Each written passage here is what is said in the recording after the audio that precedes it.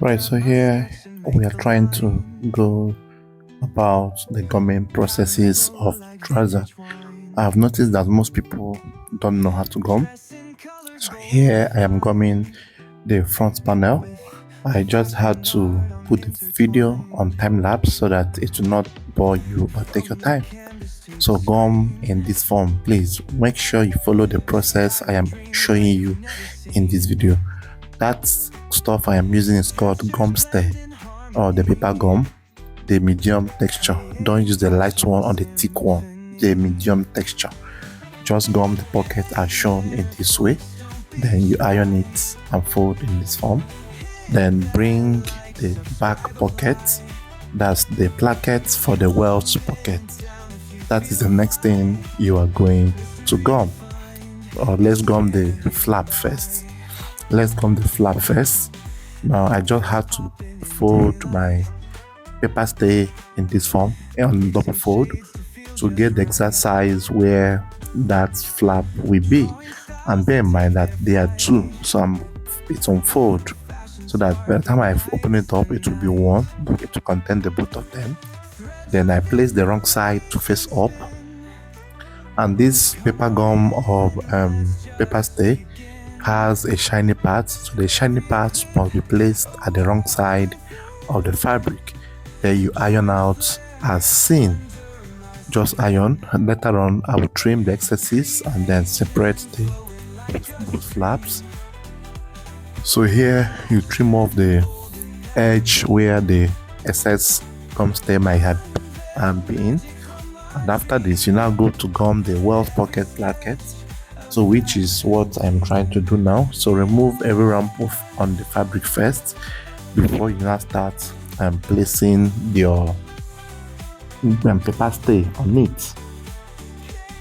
So here I am coming all through this way, making sure that the four piece or the four stuff is facing the wrong side.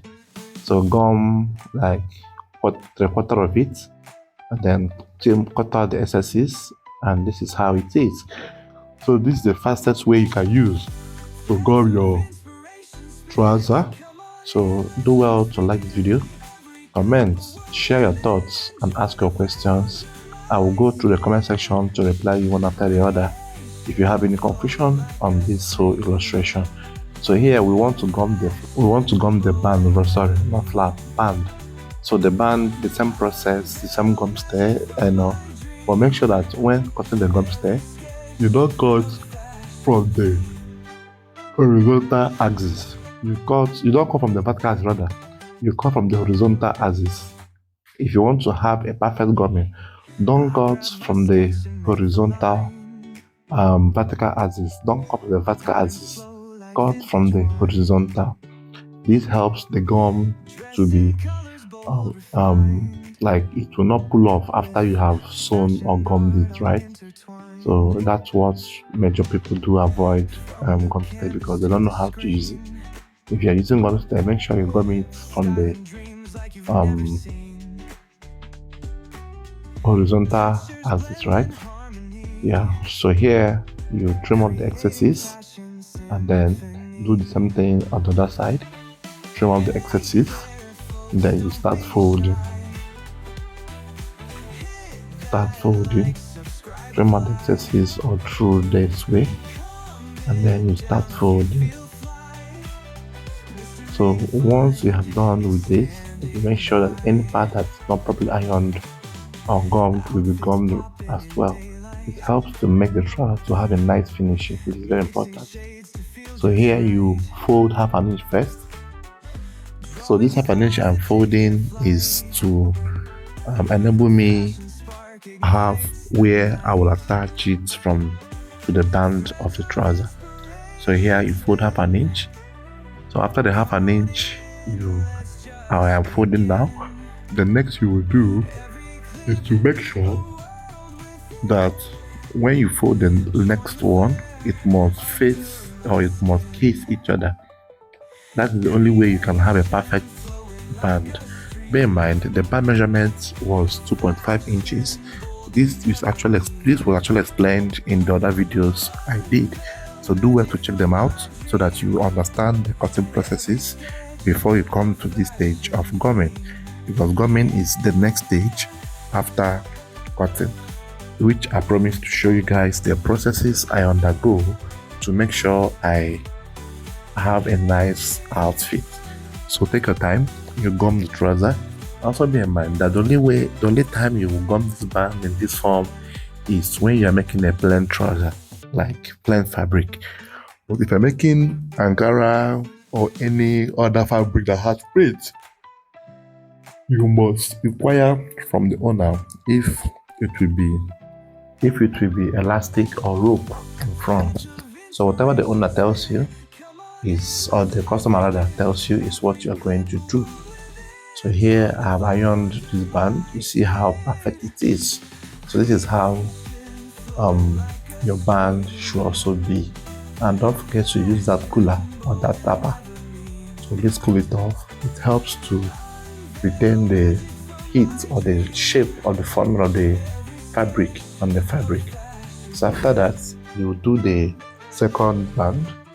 Now this second band must also be the same size with the first one you did initially.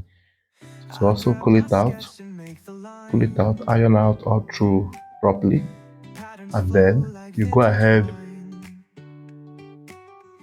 and do the folding. So this is how you go about it. So kindly like this video, please like this video.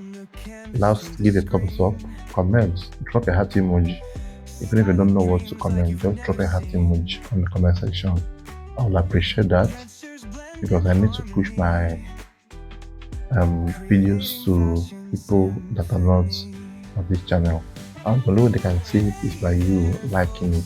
It helps YouTube to recommend our videos to other people.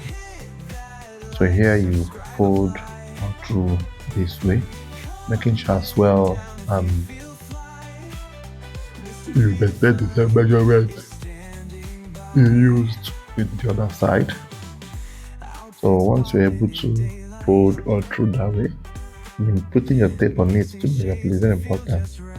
Put your tape while you measure so that you will know the actual size of your band. So when you are measuring, when you are sewing the band, you make sure your tape is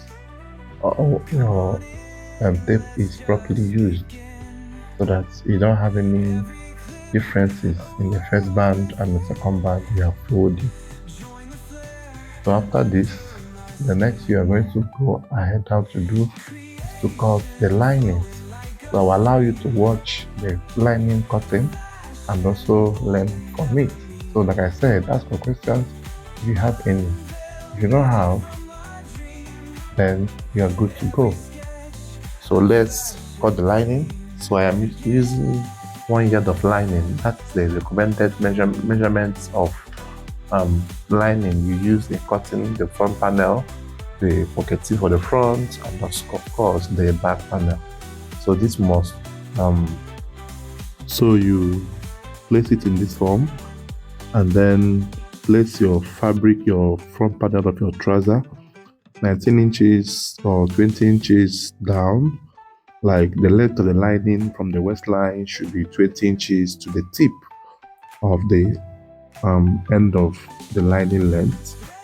Just carefully bring out the panels.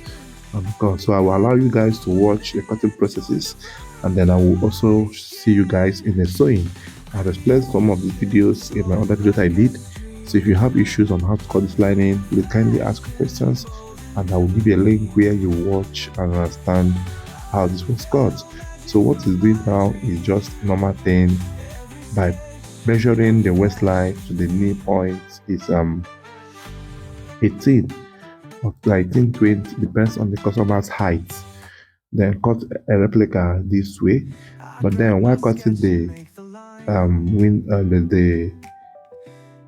other side, I make sure I give extra inch.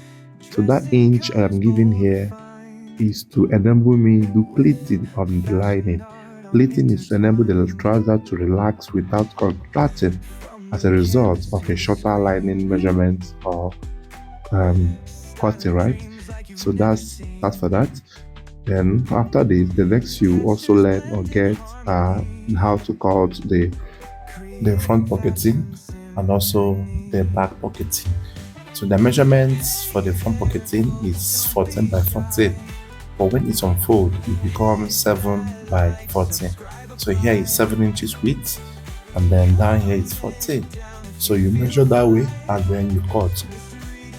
So the back pocket is 8 inches or 7 inches width by 10. The 10 is unfold, that's 20 for the back pocketing.